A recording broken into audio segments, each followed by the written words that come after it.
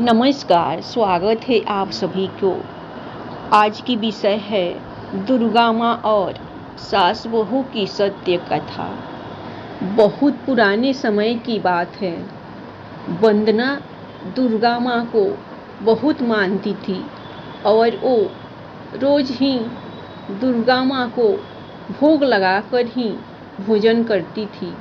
लेकिन वंदना के ससुराल वाले वंदना और उसकी पूजा पाठ से बहुत चिढ़ते थे और आए दिन वो वंदना को बहुत दुखी करते थे, मगर वंदना फिर भी उनका अत्याचार सहती ही रहती थी। वंदना का पति वंदना से बहुत प्यार करता था, मगर उसे खेत का अनाज बेचने के लिए एक एक हफ्ते के लिए गांव से बाहर जाना पड़ता था। इसीलिए उसे पत्नी पर हो रहे अत्याचार के बारे में पता ही नहीं चल पाता था। वंदना भी अपने पति को कुछ न कहती थी। तभी कुछ ही दिनों में माँ दुर्गा की नवरात्रि आ गई तो वंदना ने अपनी सास से कहा, माँ जी, मैं 9 दिन माता रानी के व्रत रखूंगी ताकि हमारे घर में सुख शांति रहे। ये सुनते ही वंदना की सास ने वंदना के बाल पकड़कर उसे बहुत मारा और कहा कि तू क्या माता की पूजा करके हम पर जादू करना चाहती है? तू क्या सोचती है कि माता रानी की पूजा करने से हमारा काम और बढ़ेगा, हमारे घर में सुख शांति होगी?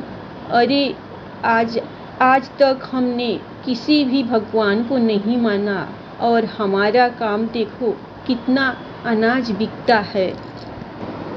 हमारा और हमारे पास पैसों की कोई कमी नहीं है। तो वंदना ने कहा कि माँ जी, ऐसे ऊंचे बोल मत बोलिए, कहीं माता रानी जी को बुरा न लग जाए। कोई बात नहीं, आप मना कर रही है तो मैं नहीं करूँगी व्रत, मगर ऐसा मत बोलिए। ये सुनते ही वंदना की सास हंसने लगी और कहने लगी कि चुप हो जा, तेरी माता रानी क्या करेगी? मेरा आज के बाद उसका नाम भी इस घर में मत लेना, वरना मुझसे बुरा कोई नहीं होगा। यह सुनकर वंदना बहुत रोती हुई अपने कमरे में जाकर अपने कमरे में रखी एक छोटी सी माता की मूर्ति के आगे रोने लगी और माँ दुर्गा जी से कहने लगी कि माँ, कृपया आप मेरी सास की बातों का बुरा मत मानना। वो थोड़ा गुस्से में थी। अब अगले ही दिन माता रानी जी का पहला नवरात्र था और उसके एक दिन पहले ही वंदना की सास तो रात के समय बड़ी ही बेचैनी सी हो रही थी और रात को वो सो ही नहीं पा रही थी। तभी थोड़ी ही देर में उसकी सास की जैसे ही आंख लगी, वैसे ही उसे बहुत बुरा सपना आया और सपने में जैसे उसे कई शेर खाने को दौड़ रहे हैं। अब जैसे ही उसे खाने को एक शेर उस पर कूदा, वैसे ही उसका सपना टूट गया और डर के मारे उसकी सास की तबीयत बहुत ही खराब हो गई। तभी अचानक आधी रात को उनका दरवाजा बजा तो दरवाजे पर वंदना का पति आया था और वो बहुत घबराया हुआ था। तो वंदना ने पूछा कि क्या हुआ?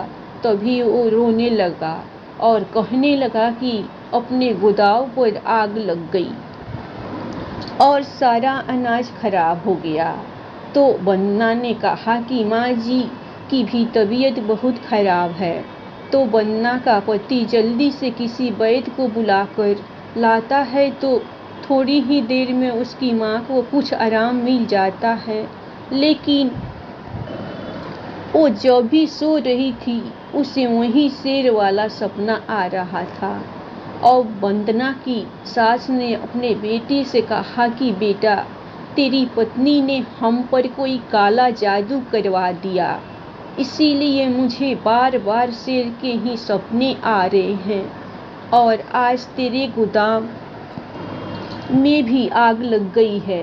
अब तू इसे घर से निकाल दे, वरना मैं इसे घर से निकाल दूंगी। तभी उसके बेटे ने कहा कि माँ, ऐसा कुछ भी नहीं है, वंदना ऐसा भला क्यों करेगी। तभी वंदना की सास बीमारी में ही रात को ही वंदना के बाल पकड़कर उसे घर से निकालने लगी।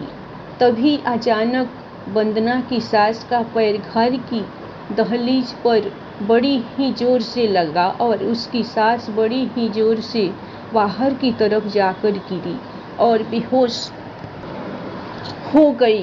तभी अचानक सब लोग मिलकर उसे अंदर ले गए। अब अगले दिन सुबह उसकी सास को होश तो आ गया, मगर वो न तो हिल डुल पा रही थी और न ही कुछ बोल पा रही थी। वो बस रोई ही जा रही थी। तभी वंदना समझ गई कि शायद माता रानी जी उसकी सास से बहुत नाराज है। तब वंदना रोती हुई माता रानी जी की मूर्ति के आगे प्रार्थना करती है कि हे माँ, मुझे पता है आप नाराज हो।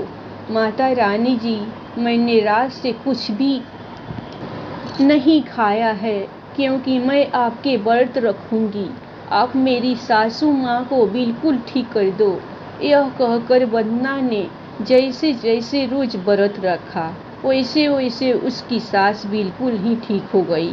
और उसकी सास अष्टमी वाले दिन तक बिल्कुल ही ठीक हो गई थी। तभी नवमी वाले दिन उसकी सास ने स्वयं घर में माता रानी जी के गीत भजन करवाए और उनसे माफ़ी भी मांगी। तो उसी दिन रात को वंदना की सास को माता रानी जी ने एक कन्या के रूप में उन्हें दर्शन भी दिए। अब वंदना का भी जीवन खुशहाल हो गया था और अब उनका पूरा घर ही माता रानी जी को बहुत मानने लगा और अब घर में भी सब ठीक हो गया था। तो दोस्तों, इस माता रानी जी की कहानी के साथ आप सभी को जय माता दी। मैं प्रार्थना करती हूँ कि इस नवरात्रि में माता रानी जी आप सभी को हमेशा खुश रखे।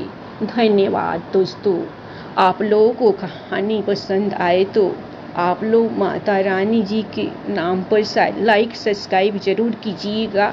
अपना ख्याल रखिए, हमेशा खुश रहिए। जय जय माता रानी, जगदम्बे, काली कराली।